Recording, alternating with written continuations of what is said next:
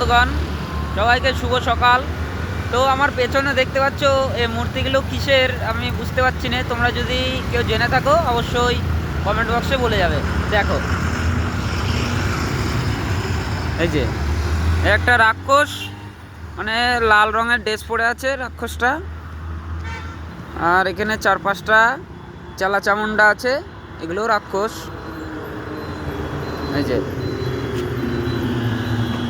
কি, আর এখানে মনে হচ্ছে এটা শিব ঠাকুর মনে হচ্ছে। এবার এটা কি শিব ঠাকুর, কিরম ধরনের শিব ঠাকুর আমি বুঝতে পারছি না। এই হচ্ছে আর একটা রাক্ষস নীল রঙের, সব খতরনাক দেখতে, হ্যাঁ সব বোনাস।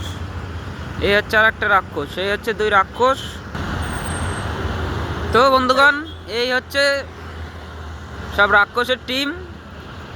কেউ জেনে থাকলে অবশ্যই বলে যাবেন।